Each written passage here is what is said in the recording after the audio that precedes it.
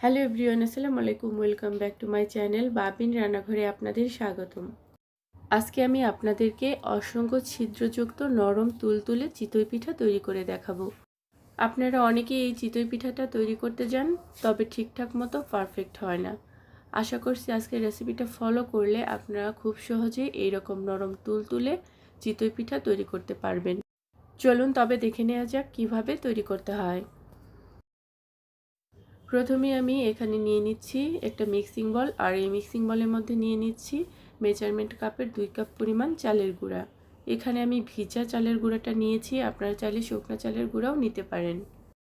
দিয়ে দিচ্ছি মেজারমেন্ট কাপের 1 কাপ পরিমাণ আটা, আর দিয়ে দিচ্ছি স্বাদমতো লবণ। এখন এই সবগুলো উপকরণ একসাথে খুব ভালোভাবে মিশিয়ে নেব। এখানে আপনাদের জন্য রয়েছে একটা টিপস, আর সেই টিপসটা হলো চিতই পিঠা নরম এবং তুলতুলে করার জন্য এখানে আপনারা সব সময় চালের গুঁড়ার সাথে সামান্য একটু আটা ব্যবহার করবেন, আর এই আটাটা দেওয়ার কারণে চিতই পিঠাটা নরম এবং তুলতুলে হবে। এই সব কিছুকে একসাথে ভালোভাবে মিশিয়ে নিয়ে তারপর আমি এর মধ্যে দিয়ে দিচ্ছি হালকা গরম পানি।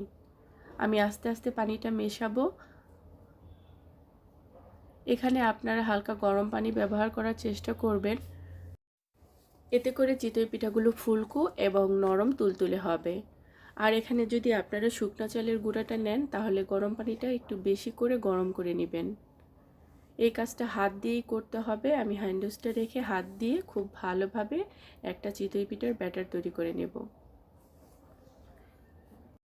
হাত দিয়ে খুব ভালোভাবে মথে নিতে হবে, যাতে করে এখানে কোনো দানা দানা না থাকে। খুব সুন্দর মসৃণ একটা ব্যাটার তৈরি করে নিতে হবে। এখানে আমার আরেকটু পানি লাগবে, আমি আরেকটু পানি দিয়ে দিচ্ছি।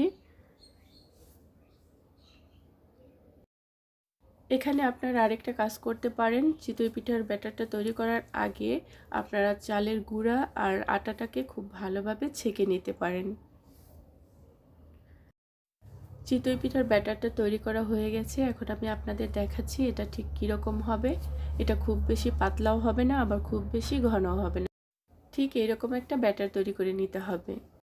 চিতই পিঠাগুলো বানানোর জন্য গ্যাসের চুলায় আমি একটা মাটির পাত্র বসিয়ে দিয়েছি। তারপর মাটির পাত্রটা বেশ কিছুক্ষণ গরম করে নিয়ে তারপর আমি এর মধ্যে চামচ দিয়ে পিঠার ব্যাটারটা দিয়ে দিচ্ছি।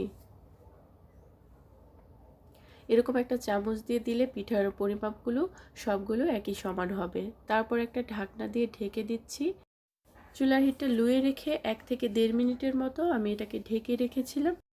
আর এরই মাঝে চিতই পিঠাটা হয়ে গেছে, আর এই চিতই পিঠাটা এখন আমি তুলে নেব। এখন আমি আপনাদের আরেকটা পিঠা ভেজে দেখাচ্ছি। আরেকটা পিঠা দেওয়ার আগে একটা কাপড় দিয়ে খুব ভালোভাবে পাত্রটাকে আবার মুছে দিতে হবে। তারপর আমি একইভাবে চামচ দিয়ে আরেকটু ব্যাটার দিয়ে দিচ্ছি। তারপর আমি আবার একটা ঢাকনা দিয়ে ঢেকে দিব 1 থেকে 1.5 মিনিটের জন্য। 1 থেকে 1.5 মিনিট পর আমি ঢাকনাটা খুলে চিতই পিঠাটাকে তুলে নেব। আপনারা দেখতেই পাচ্ছেন চিতই পিঠাটা কতটা সুন্দর ফুলকো আর তুলতুলে নরম হয়েছে। একইভাবে আমি বাদবাকি সবগুলো চিতই পিঠা ভেজে নেব। তো এখন আমি আপনাদের একটা চিতই পিঠা ভেঙে দেখাচ্ছি চিতই পিঠাটা কতটা সুন্দর নরম তুলতুলে হয়েছে।